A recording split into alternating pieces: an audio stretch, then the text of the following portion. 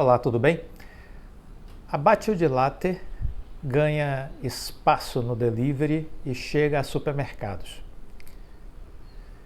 Quando a primeira Batio de Latte foi aberta, há 10 anos, o plano era chegar inicialmente a 40 unidades e focar na experiência presencial em loja.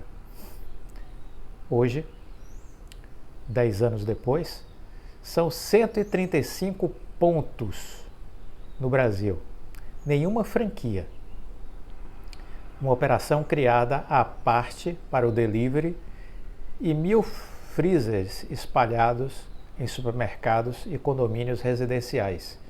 Do R$1 milhão inicial para criar a marca, hoje o faturamento anual está em R$300 milhões. E a expectativa, após um certo comprometimento dos resultados durante a pandemia, é de crescer 40% em 2022.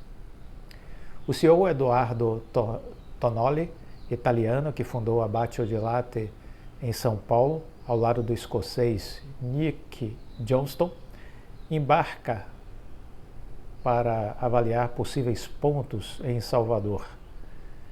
O Nordeste até agora, com lojas em Recife e Fortaleza, cresce como mercado consumidor, mas a maior parte da operação ainda está no Sudeste. No Centro-Oeste, por outro lado, Cuiabá ganhou neste ano um freezer antes de ter uma loja, e a novidade lançada no varejo se tornou estratégia para estudar o público consumidor. Com a expansão do varejo, ganhamos dados de abertura de lojas, informações ricas sobre os clientes locais para nos orientar com mais assertividades antes de tocar uma operação grande, como é o caso de uma loja. Segundo Tonoli, ele diz que unidades serão abertas, 5 ou 6 lojas ao longo desse ano, só 5 ou 6 lojas seriam abertas só no primeiro semestre e dentre elas 3 apenas em Salvador. A Batio de Latte viveu uma montanha-russa durante a pandemia, como muitas empresas. Despencou em vendas físicas, com as lojas temporariamente fechadas, muitas lojas em shopping center, né? Algumas em rua também. E segundo o estudo da Confederação Nacional de Comércio, Bens e Serviços e Turismo, divulgado em março desse ano, entre inaugurações e fechamentos, o comércio perdeu 75 mil pontos no país. 75 mil pontos no país foram fechados para não mais abrir. Por outro lado, a marca cresceu em vendas online. Foi o caminho. Empresas que buscaram o mundo digital conseguiram crescer. Concentrada em aplicativos de entrega. No caso da Batio, o delivery representava antes da crise 3% e hoje está em 18%, e veja quanto tem ainda para crescer. Mas isso não evitou uma queda de 25% no faturamento em 2020. Para a recuperação esse ano, já foram inauguradas 10 lojas e 4 quiosques. Enquanto a marca apostava no delivery, em paralelo desengavetou o antigo plano de atuar no varejo com freezer próprio. A gente tinha esse plano de colocar de pé 3 ou 4 anos depois da inauguração da primeira loja, mas o processo acelerado de expansão desde que abrimos não dava tempo para planejar mais nada. Com a pandemia veio o momento de tocar a operação. A primeira condição, diz Tonoli, era que esse braço do varejo não deixasse de lado o DNA da marca, que diz respeito não só à identidade visual e à qualidade dos produtos, mas também ao fornecimento dos freezers próprios. Nosso medo principal era se o varejo iria canibalizar o delivery, mas isso não aconteceu. Pegamos outro tipo de consumidor, que compra mais por impulso.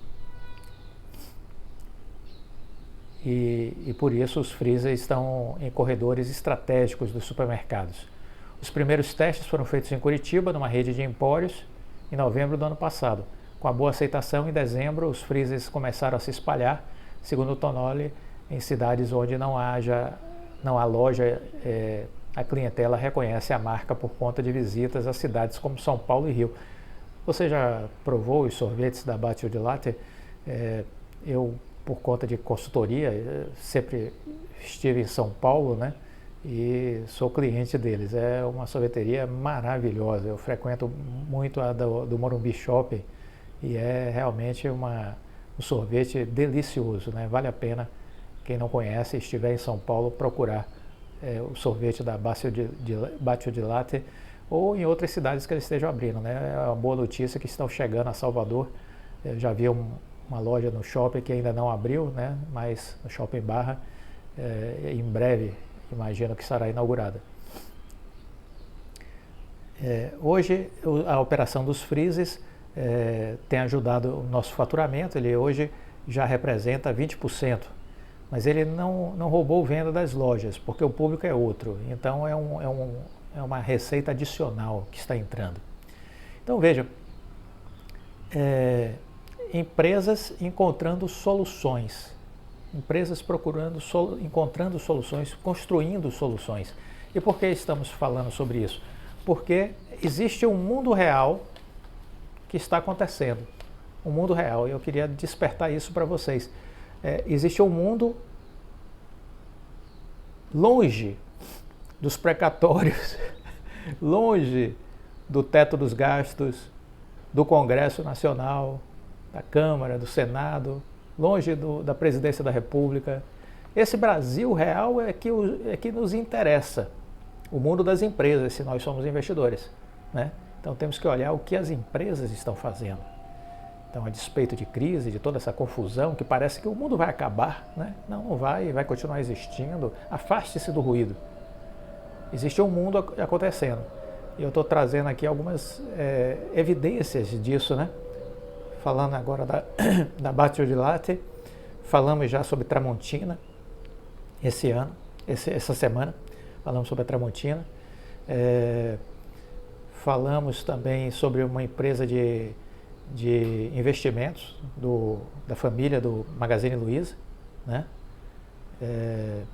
E veja que tudo isso é para mostrar a vocês que existe um mundo real. Falamos dos planos da Vale para o ano que vem, né? Quase 6 bilhões de dólares em investimentos. Tem um mundo real, é preciso estar atento ao mundo real, né?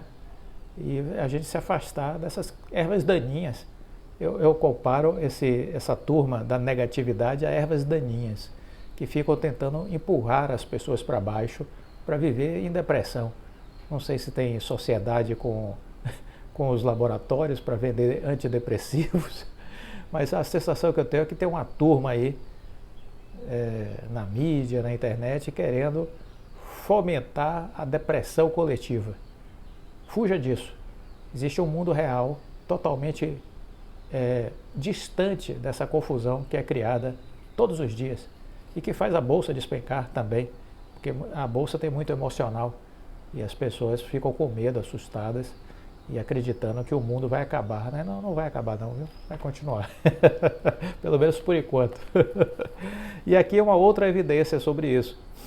A Evino é uma empresa de venda de vinhos que até pouco tempo só existia no digital. E é curioso falar sobre isso porque muitas empresas surgiram no digital e estão agora migrando para o físico. É um caminho inverso, né? Porque o normal é as empresas começarem pelo físico e depois irem para o digital. É o que a Bacio di Latte está fazendo. Mas está existindo um movimento inverso. Já falamos sobre algumas empresas que surgiram no digital, como a Amaro, que é uma loja de roupas femininas, né? A Amaro surgiu na internet e agora está tendo o mundo físico, lojas físicas nos shoppings. Falamos sobre a Ginger, da Marina Rui Barbosa. Ela criou a Ginger na internet e agora inaugurou a primeira loja no JK Iguatemi, em São Paulo, que dizem que está um sucesso. E agora a Evino, que começou no digital e está fazendo um movimento para o físico. E para isso, o que a Evino fez? Ela comprou uma empresa que tem lojas físicas. Ela comprou a Gran Cru e hoje, com essa aquisição, ela virou a terceira força do vinho no país. Novo negócio deve faturar 700 milhões ao ano e assumirá o terceiro lugar no ranking de importadoras, atrás apenas da Wine e da VCT, que é o braço da Concha e Touro no Brasil. A Evino, segunda maior e-commerce de vinhos, atrás da Wine, e a Wine também está fazendo esse movimento, viu? A Wine também está abrindo lojas físicas e fazendo franquia, mas com o seu nome, Wine. No caso da Evino, ela partiu para adquirir uma empresa que já existia, que é a Gran Cru. A Evino, então, comprou a Gran Cru, que é uma importadora e loja de vinhos que atua no Brasil e que pertencia desde 2014 ao fundo de Private Equity Aqua Capital. Depois de 6 meses de negociações, o contrato foi assinado nesse fim de semana.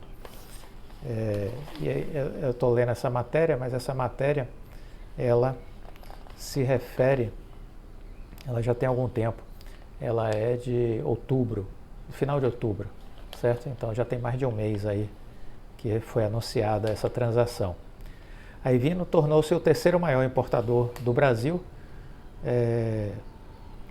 segundo a Ideal Consulting, está atrás da Wine, que chegou à liderança ao adquirir uma outra importadora, a Cantu, em maio desse ano, e da VCT, que é o braço da chilena Concha e Touro no Brasil. O valor da transação não foi revelado, não podemos divulgar, mas os acionistas ficaram bem satisfeitos, disse Alexandre Barat, que é o CEO da Gran Cru. A compra gera uma empresa com faturamento estimado na casa dos 700 milhões e a transação aguarda ainda aprovação do CAD.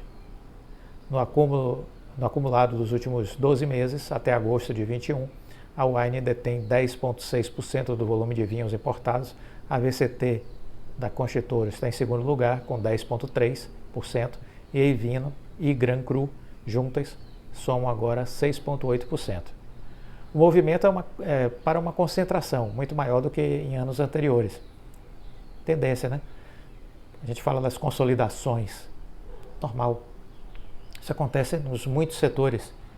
Por isso que eu nunca me preocupei sobre a concentração, no caso da venda da Oi Imóvel para as outras operadoras, né? Porque essa é uma tendência natural. As concentrações acontecem. Não há o que se discutir. Isso é uma tendência. Não tem como lutar contra isso. As empresas precisam construir escalas para ter lucratividade, para poder continuar fazendo investimentos. Essa é a regra do jogo do capitalismo. Entendeu? O movimento é para uma concentração muito maior do que em anos anteriores. Essas compras, por enquanto, são de empresas de atuações complementares. Ao adquirir a Cantu, por exemplo, a Wine se fortaleceu na área de negócios entre empresas, em que não tinha participação relevante. São fortes as conversas de que uma outra importadora familiar brasileira será vendida em breve. A Evino comprou 100% da Gran Cru, o que inclui a fatia de 77,5% da Aqua Capital e os 22,5% que ainda pertenciam às duas famílias argentinas que tinham fundado a importadora. Os Levi tinham 15% e os Chayo 7,5%. Mariano Levi, da segunda geração, segue como executivo da nova empresa, mas sem participação acionária, e deve ajudar na conversa com produtores sobre a venda da Gran Cru. Na semana passada, Levi e Ari Gorenstein, co-CEO da Evino, visitaram juntos alguns produtores em Portugal, com propostas de novos rótulos exclusivos para o Brasil. Na junção de portfólios, a Evino se consolida como a maior importadora de vinhos italianos e franceses e passa a ter uma relevância significativa nos rótulos argentinos. A aquisição será paga com recursos de geração de caixa do e-commerce e com uma linha de crédito.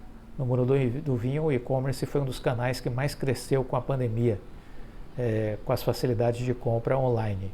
Em 2020, a Evino teve receita bruta de 423 milhões contra 259 milhões de 2019. Então veja que crescimento, né? Quase que dobrou o faturamento no ano da pandemia, né?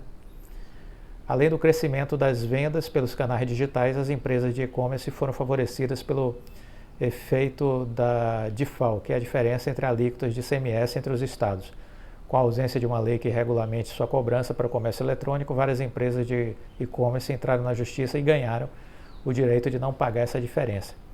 Gorenstein estima que isso ajudou o caixa da Evino com cerca de 50 milhões de reais. Durante as negociações, a Evino chegou a discutir com a XP um plano de captação de recursos que não está descartado para outras aquisições. A ideia agora é criar uma holding de nome ainda não definido que gerenciará as duas empresas e as duas marcas vão continuar a existir.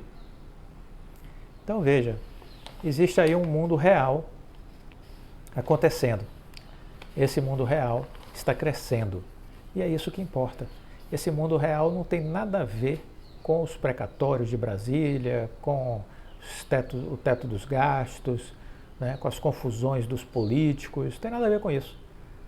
É a vida como ela é, sendo tocada dia após dia. Nós queremos investir em empresas, porque ao investir em ações, a gente está investindo em empresas, então temos que olhar para as empresas e esquecer o ruído, esquecer a confusão que gera volatilidade, que gera mau humor, depressão, ansiedade, estresse, e as pessoas saem fazendo bobagem e vendendo suas ações nas quedas. Bobagem. Daqui a pouco elas corrigirão e recuperarão. Faz parte. Entender isso é importante. Quem não entende, continua investindo de forma errada. Comprando na alta e vendendo na baixa. Comprando na alta e vendendo na baixa. Não faz sentido. Gostou do vídeo? Deixa o like. E eu quero aqui reforçar para vocês que nós estaremos na quarta-feira, às 19 horas. Você é nosso convidado na live, a primeira live daquele projeto nosso, Ações que Transformam, com o Marcelo Pedreira, falando sobre inovação, tecnologia, a última rodada de viagem que ele fez visitando a Alemanha, Portugal, esteve na Web Summit, conhece o Cubo, vai falar um pouquinho sobre o Cubo, e aí convido vocês, vai ser um papo interessante, vamos falar sobre metaverso, as inovações disruptivas, cibersegurança, né? O que está na agenda na Europa com relação a essas temáticas, né? Gostou do vídeo? Deixa o like, fique com Deus e até a próxima. Tchau!